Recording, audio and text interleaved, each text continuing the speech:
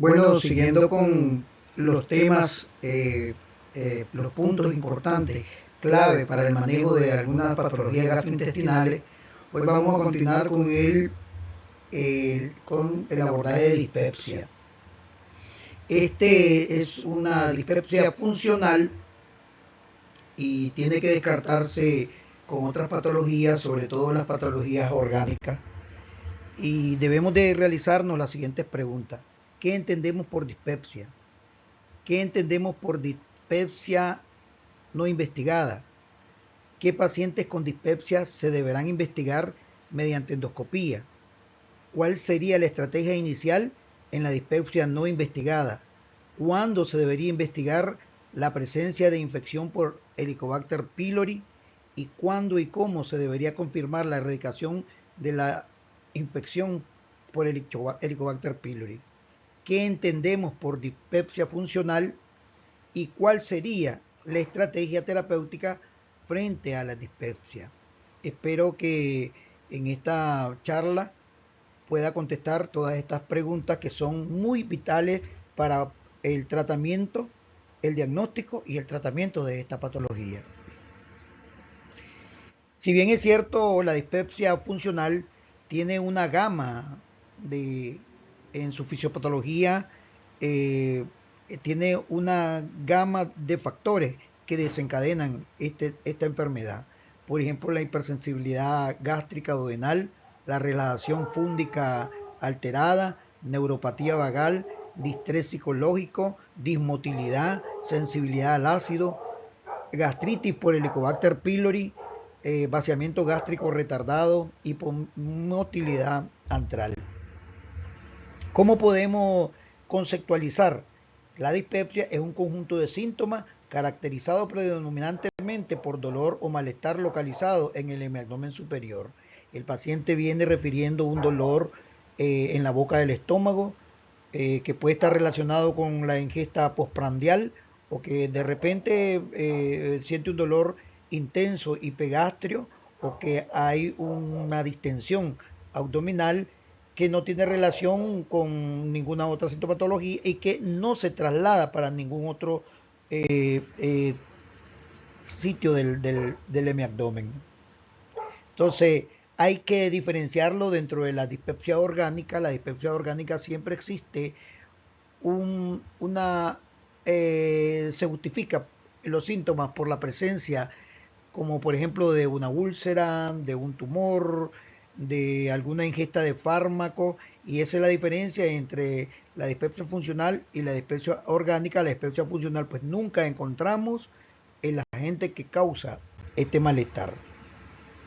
Entonces, ¿cómo se presenta? Se presenta con dolor o malestar epigastrio, plenitud, después de que come, hay una saciedad precoz, la persona probablemente la comida normal, la cantidad de comida normal, la ración normal de comida no la tolera, va por la mitad de la ración y ya se siente distendido, con el estómago hinchado, eh, y, y que esto no hay una evidencia de una enfermedad estructural. Entra dentro de los trastornos funcionales gastroduodenales. En Roma se establecieron los criterios para establecer el diagnóstico de dispepsia funcional, Roma 3, ahora Roma 4, en el cual se dice que el síndrome de dolor epigástrico es una molestia, dolor o quemazón en epigastrio lo suficientemente intenso como para tener impacto en las actividades diarias al menos un día o más a la semana. O sea que el paciente presenta dolor después de comer o no comer y que esto no le permite realizar sus actividades diarias. Incluso hay ausentismo, mucho ausentismo en el trabajo. Aproximadamente el 20% de la población mundial padece de esta sintomatología. Y el otro tipo, el tipo de síndrome de distrés postprandial, que después de que el paciente come, siente una sensación de plenitud postprandial o saciedad precoz, lo suficientemente intensa como para no poder terminar una ración de tamaño normal al menos 3 o más veces a la semana. ¿Cuáles son los criterios que se establecieron en Roma para el diagnóstico? Bueno, que debe haber iniciado 6 meses antes y que por lo menos se mantiene activa por lo menos los 3 últimos meses o más meses. Y dentro de ellos tenemos que diferenciar la dispepsia orgánica. El 10% puede ser producida por úlcera, por fármaco, el hierro, bifonato, AINE, calcio antagonista. La presencia de tumores puede presentar dispepsia, patología biliopancreática, infecciones por el Helicobacter pylori. De ahí que hay que buscar siempre estas causas orgánicas antes de poder definir de que se trata de una dispepsia de tipo funcional. Y algunas misceláneas como gastropatía, angina, incluso puede enmascarar un infarto agudo del miocardio. Y la dispepsia funcional, el 70% de estos pacientes iniciaron los síntomas hace 6 meses y se mantienen activos más o menos 3 meses. El dolor, el síndrome de dolor epigástrico, que es el tipo 1, mayor de un día a la semana, y el síndrome de distrés postprandial, más de 3 días a la semana. Aquí en este cuadro pues es lo que le habíamos dicho. Reflejan, ¿verdad?, el inicio de la sintomatología y cómo se mantiene por lo menos los últimos 3 meses, y la diferenciación entre las diferentes patologías que pueden simular a una dispepsia funcional: dolores pancreáticos, dolores gástricos, dolores intestinales, dolores a nivel de la pared abdominal. Todo esto hay que descartar antes de poder definir de qué se trata de una dispepsia de tipo funcional. ¿Cuándo hay que hacer la endoscopía? Bueno, cuando tenemos síntomas de alarma. Pues la presencia de una neoplasia siempre está por lo menos en el 1% de estos pacientes cuando hay síntomas de alarma. Pero realmente la gastropatía, eh, la utilidad es como un cribado inicial, hay que aprovechar. Aunque el porcentaje es menos, la incidencia es solo del 1%, pero hay que iniciar el abordaje endoscópico como un cribado inicial. ¿Cuáles son los síntomas de alarma? Los síntomas de alarma: tenemos edad mayor de 55 años, evidencia de sangrado digestivo, anemia ferropénica, disfagia o dinofagia, el paciente no puede tragar los sólidos y después avanzando a líquido, vómitos persistentes, pérdida de peso, el paciente se siente una masa palpable, o que existen adenopatía, o que hay ictericia, o sea, coloración amarillenta de los ojos, y que tengan antecedentes de familiares con cáncer gástrico. Estos son los signos de alarma que a nosotros nos obligan inmediatamente a mandarle una esófago gastroduodenoscopía al paciente. El diagnóstico pues se hace siempre el anamnesis y la exploración física detallada. Dentro de esto pues vamos a evaluar si el paciente encontramos estos signos de alarma, discernir que el paciente va a necesitar exploraciones complementarias iniciales. Entre las pruebas diagnósticas que tenemos, pues si estamos pensando en que puede tener anemia, vamos a analizar una biometría hemática completa dirigido a descartar la anemia, o hierro sérico para descartar la deficiencia de hierro, el perfil hepático.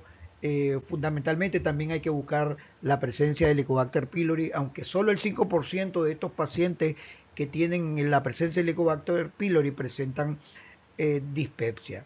Si se dio la pauta de tratamiento de estos pacientes para erradicar el Helicobacter pylori, y siendo comprobada su erradicación persiste la dispepsia, entonces nosotros podemos pensar de que se trata de una dispepsia de tipo funcional.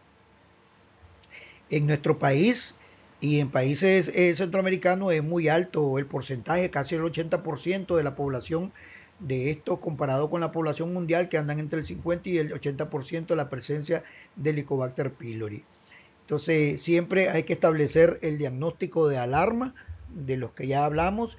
Si existe uno de los diagnósticos de alarma, hay que indicar la esófago gastroduodenoscopía. Es una prueba de elección el diagnóstico de la dispepsia en pacientes mayores de 55 años con signos de alarma, o cuando fracasa el tratamiento empírico erradicador del Helicobacter pylori. Debe de ir dirigido a descartar patologías pépticas, neoplasia o bien entidades menos frecuentes como enfermedad celíaca, se debe valorar su indicación en los casos sospechosos de dispepsia funcional que no responden al tratamiento empírico inicial. O sea que si nosotros pensamos de que es una dispepsia funcional de tipo dolor epigástrico, iniciamos con un inhibidor de bomba y no responde o 2 semanas inicial, o si pensamos de que se trata de un distrés postprandial e iniciamos con tratamiento con proquinético, entonces y no resuelven, entonces tenemos que indicar la esófago gastroduodenoscopía para descartar una dispepsia de tipo orgánica. Los tratamientos pues están encaminados en los casos de dispepsia orgánica será necesario tratar el proceso subyacente de forma específica. En cuanto al origen funcional, si es dispepsia de tipo 1 o dolor epigástrico, pues empezamos con inhibidores de bomba. Si es una dispepsia de tipo distrés postprandial, iniciamos con los proquinéticos y muchas veces pues tenemos que utilizar la combinación de un inhibidor de bomba y un proquinético, como que si fuesen las dos entidades. Estas entidades siempre están asociadas a otras patologías como son la enfermedad por reflujo gastroesofágico, el síndrome de intestino irritable, patologías inflamatorias intestinal crónica y otras entidades disfuncionales gastrointestinal. La disquinesia de la vesícula, disquinesia del esfínter de Oddi, disquinesia pancreática, etcétera. Entonces, eh, establecer la erradicación del microorganismo, el efecto sobre esto, pues debe estar encaminado a, el tipo de tratamiento según la resistencia que ellos tienen. Por ejemplo, si es resistente a la claritromicina, pues no utilizar la claritromicina, utilizar otro tipo de esquemas que en otra ocasión vamos a hablar sobre los diferentes esquemas para la erradicación del Helicobacter pylori. Como bien hemos dicho, el tratamiento es un inhibidor de bomba de protones, aunque su efecto es modesto. Eh, Mayor eficacia en el síndrome de dolor epigástrico. En estos casos el tratamiento empírico propuesto es de 4 semanas. A la dosis habitual mínima de cada uno de ellos, pues puede iniciar con omeprazol o pantoprazol, lansoprazol, declansopral, cualquiera de los inhibidores de bomba que pues ustedes definan y también dependiendo de los costes económicos en lo que realmente pueda el paciente obtener y que no se lleve a limitar la adhesión al tratamiento porque muchas causas de que no sea efectivo el tratamiento es que el paciente no se adhiera al tratamiento, ¿no? El 20 miligramos, el omeprazol, el pantoprazol 40 miligramos. Si tras esta primera pauta no se obtiene respuesta, será recomendado realizar pruebas endoscópicas para descartar la patología orgánica. El otro tratamiento del proquinético, sobre todo en el tipo 2, en el distrés postprandial, uno de los medicamentos utilizados son los antidopaminérgicos como la domperidona, la metoclopramida, la levosulfirida y se han demostrado mayor eficacia en el síndrome de distrés postprandial. Hay que tener en cuenta los posibles efectos adversos. Los más graves son las arritmias, en especial en el síndrome de QT largo, motivo por el cual debe realizarse un electrocardiograma antes de su uso o que sea evaluado por un cardiólogo antes de utilizar estos tipos de medicamentos. El tratamiento pues prácticamente es empírico durante 4 semanas a las dosis mínimas habituales. Por ejemplo, la metoclopramida 10 miligramos antes de las comidas, la domperidona 15 minutos antes de la comida. Y en caso de fracaso terapéutico se recomienda la realización de las pruebas endoscópicas para que se descarten la posibilidad de una dispepsia de tipo orgánica. En caso de que nosotros no logramos eh, compensar la sintomatología en estos pacientes, podemos combinar tanto un inhibidor de bomba como un prokinético en estos pacientes. eh, Mosapride, todos los prokinéticos que puedan ser posibles y que van a evaluar el mecanismo de acción en estos pacientes, ¿no? La mayoría de estos pacientes tienen un componente psicológico. El 75% de la dispepsia funcional tiene un componente de la salud mental. Muchos de ellos han tenido algún episodio eh, en la infancia, en la adolescencia, incluso en la etapa adulta, en lo que esto ha venido a provocar la exacerbación de esta sintomatología. Por eso es necesario, cuando no resuelven con inhibidores de bombas o los prokinéticos, utilizar los antidepresivos tricíclicos en estos pacientes que son refractarios al tratamiento. Se han probado inhibidores de la recaptación de la serotonina, como la venlafaxina. Si bien en la actualidad la recomendación más usada es la amitriptilina, yo he utilizado el baclofeno, eh, pero tengo mucho más experiencia con la amitriptilina, el cual han resuelto los pacientes. Siempre me gusta referirlo con el psicólogo, el psiquiatra, porque hay que evaluar la parte del componente mental. La dosis de la amitriptilina es de entre 75 y 100 miligramos.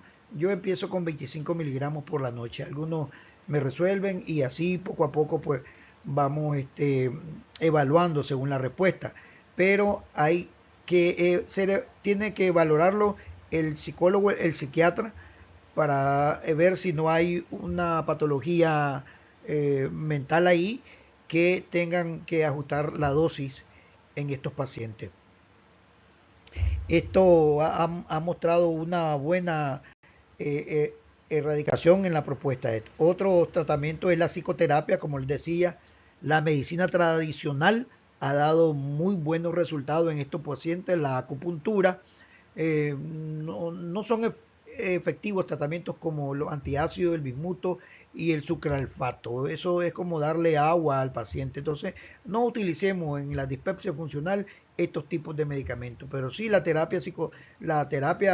psicoterapia, la medicina tradicional ha dado muy buenos resultados y se ha comprobado una respuesta hasta en el 30% de los pacientes al placebo y otra sintomatología.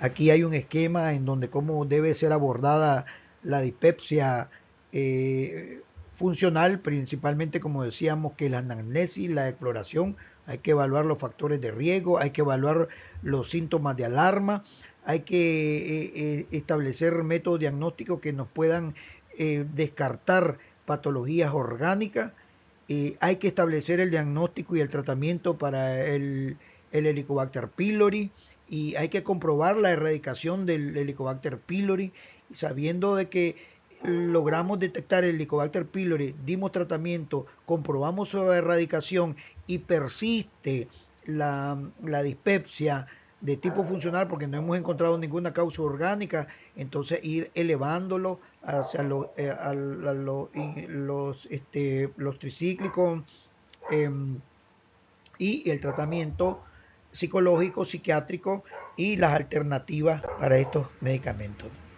Aquí les dejo la bibliografía en la cual revisamos para poder obtener esta información y si tienen alguna duda, pues aquí les dejo yo mi número de teléfono, eh, mi correo electrónico y muchas gracias y esperamos establecer más contenido para que podamos establecer el diagnóstico y tratamiento adecuado en estos pacientes.